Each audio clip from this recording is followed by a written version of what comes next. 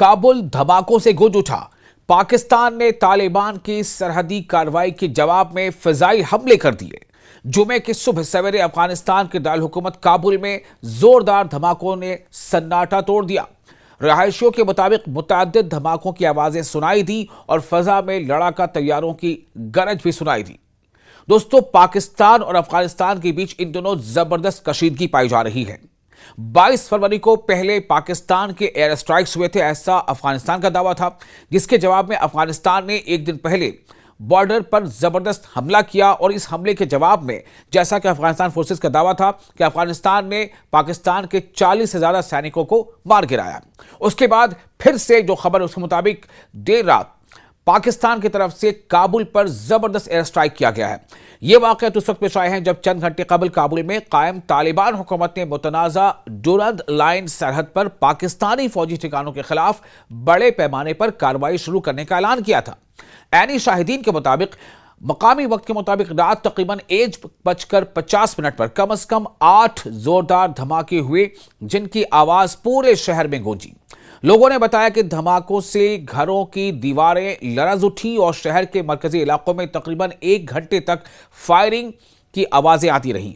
धमाकों से पहले और दौरान निचली परवाज करने वाले तैयारों की आवाजें वाज़ेह तौर पर सुनी गई, जिसके बाद कई लोगों ने अंदाजा लगाया कि शहर को फजाई हमलों का निशाना बनाया गया है।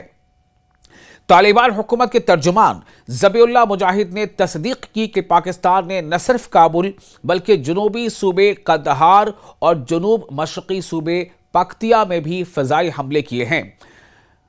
मुजाहिद ने इन हमलों को, यानी ज़बीउल्लाह मुजाहिद जो अफगान सरकार की तर्जुमान है, उन्होंने इन हमलों को बिला इश्तिआल करार देते हुए कहा है कि ये अफगानिस्तान की खुद मुख्तारी के खिलाफ वर्जी है।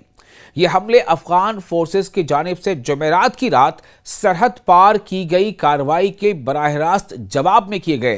तालिबान हुक्काम ने इस कार्रवाई को जवाबी इक़दाम करार दिया और कहा कि इससे कबल पाकिस्तान के हमलों में मशरकी सरहदी इलाकों में कम से कम 18 अफराद, जिनमें आम शहरी भी शामिल थे, हलाक हुए थे। पाकिस्तानी कार्रवाइयां मुबैना तौर पर तहरीके तालिबान पाकिस्तान यानी TTP के ठिकानों के खिलाफ थी। इस्लामाबाद का इल्जाम है कि अफगान तालिबान इस ग्रुप को पनाह देते हैं, ताहम काबुल इस इल्जाम की सख्ती से तरदीद करता है। सोशल मीडिया प्लेटफॉर्म एक्स पर बयान देते हुए मुजाहिद यानी ज़बीउल्लाह मुजाहिद जो तालिबान सरकार के तर्जुमान हैं, उन्होंने कहा कि अफगान फोर्सेस ने पाकिस्तानी अफवाज की बार बार की बगावत और इश्तिआल अंगेजी के जवाब में सरहद के साथ मौजूद पाकिस्तानी फौजी अड्डों पर बड़े पैमाने की कार्रवाइयां शुरू की। तालिबान के फौजी जराए ने दावा किया कि चंद घंटों में 15 से जायद पाकिस्तानी चौकियों पर कब्जा भी कर लिया गया। दर्जनों पाकिस्तानी फौजी हलाक हुए और कईयों को गिरफ्तार भी किया गया।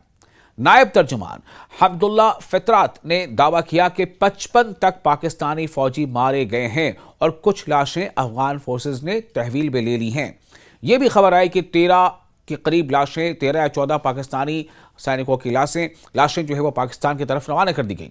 पाकिस्तान हुकूमत और फौज ने इन दावों को मुस्तरद करते हुए अफगान कार्रवाइयों को बिला इश्तिआल जारहियत करार दिया।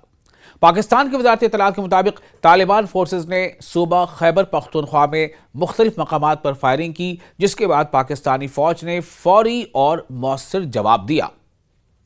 वफाकी वज़ीर इत्तलात अताउल्लाह तरार ने ऐलान किया कि पाकिस्तान ने ऑपरेशन गज़बुल हक शुरू किया है, जिसके दौरान तालिबान के ठिकानों को फिजाई हमलों का निशाना बनाया गया। पाकिस्तानी हुक्काम का कहना है कि अफगान की जानिब से भारी जानी नुकसान हुआ है, यानी अफगान की जानिब भारी जानी नुकसान हुआ है, जिसमें 72 से 133 तालिबान एहलकार हलाक, 120 से ज़ायद जख्मी हुए हैं, जबकि मुतअद्दिद चौकियां और सामान तबाह किया गया है।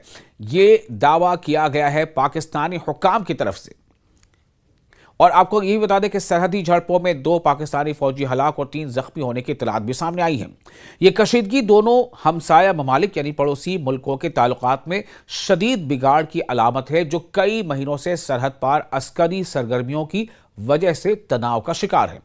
पाकिस्तान 12 अफगान तालिबान पर इल्जाम लगा चुका है कि वो अपनी सरजमीन को TTP जैसे ग्रोहों के लिए महफूज पनाहगाह बनने दे रहे हैं, जो पाकिस्तान में हालिया खुदकुश हमलों समेत बढ़ते हुए हमलों के जिम्मेदार करार दिए जाते हैं।